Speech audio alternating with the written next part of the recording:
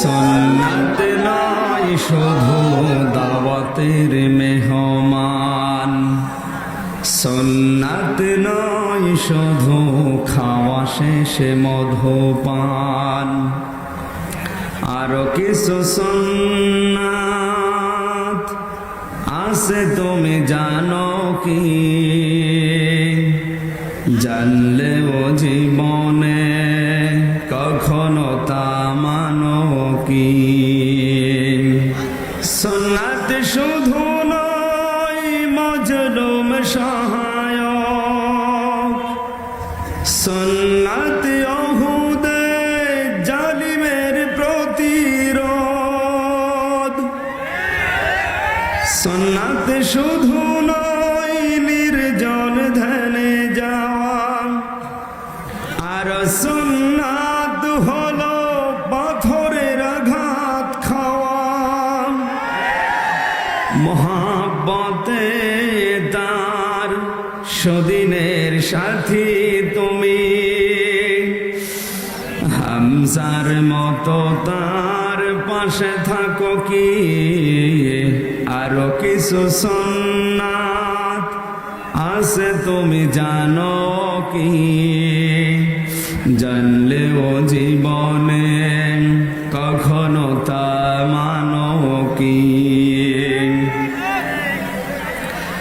সুন্নাত কোরআনের সমাজ বিনির্মাণে বৈরী সকল পথ মাড়িয়ে চলা,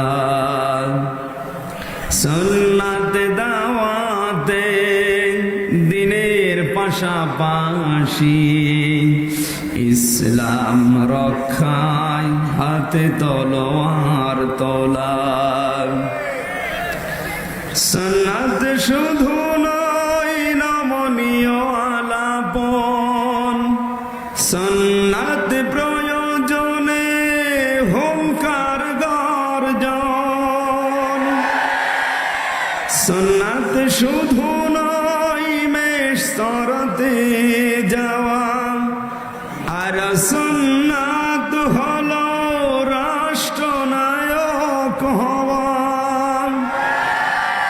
أعوذ بالله من الشيطان الرجيم بسم الله الرحمن الرحيم لا تركبن طبعا عن طبع صدق الله العظيم। মহোদয় অনুষ্ঠানের সম্মানিত সভাপতি শ্রদ্ধাভাজন আলেমে দ্বীন অধ্যক্ষ মাওলানা আব্দুল হামিদ, সম্মানিত প্রধান অতিথি, আমাদের মাথার তাজ, আমাদের অভিভাবক জনাব ডক্টর শফিকুর রহমান হাফিজ, সম্মানিত পরিচালক সহ এতক্ষণ যারা আলোচনা রাখলেন এবং আমার সামনে যারা আছেন সবাইকে নিয়ে আল্লাহর দরবারে শুকরিয়া জানাচ্ছি, যিনি আমার মতো ছোট্ট মানুষকে এই জায়গায় দাঁড় করিয়ে দিয়েছেন। আলহামদুলিল্লাহ। সম্মানিত মুফাসসিরিন ইকরাম, আমরা কোরআনে কারীম থেকে আল্লাহর যে বক্তব্যটা শুনলাম, লা তারকাবুন্না তাবাকান আন তাবাক, এর জায়গায় থাকলে হবে না, আমাদের মান বাড়াতে হবে। জনাব সেলিমউদ্দিন ভাই এবং ডক্টর আবুল কালাম আজাদ বাশার ভাইয়ের কথাকে স্মরণ করিয়ে দিচ্ছে। আমি সহ যারা আছি এখানে এক স্থান থেকে আর এক স্থানে উঠতে হলে যেগুলো দরকার আমরা ওই দিকে মনোনিবেশ করব। আসলে মান ক্বারাআল কুরআনা ফাস্তাযহারাহু, যে ব্যক্তি কোরআন পড়ে এবং কোরআনকে বিজয় করার জন্য, ইজহার করার জন্য যারা চেষ্টা চালায়, ফাহাল্লা হালালাহু ওয়া হারামা হারামাহু আদখালাহুল্লাহুল জান্নাহ, এটা যদি ইজহার থাকে, বিজয় থাকে, তাহলে হালালকে হালাল জেনে হারামকে হারাম জেনে এই পৃথিবীতে মানা আমাদের জন্য সহজ হবে। দিন যেহেতু এদেশে বিজয় নেই, কায়েম নেই, এই জন্য আমরা হালালকে হালাল জানার পরও অনেক কিছু মানতে পারি না, হারামকে হারাম জানার পরও ছেড়ে দিতে পারি না। এতদিন যাই ছিল, এখন যেহেতু সময় সুযোগ সামনে আসতেছে, আমরা কাজে লাগাবো এই সময়কে। বিশেষ করে সেলিমউদ্দিন ভাইয়ের কথা আমি সহ প্রত্যেকে যেন সামনে এটা পালন করার চেষ্টা চালাই। দিনের এই ব্যাখ্যাটা যে যতটুকু পারি, মরহুম অধ্যাপক গোলাম আজম সাহেবের লেখা দিনের ওপরে যে বইটা আছে, আপনারা, আমি তো 14 বারের ওপরে মনে হয় পড়েছি বইটা।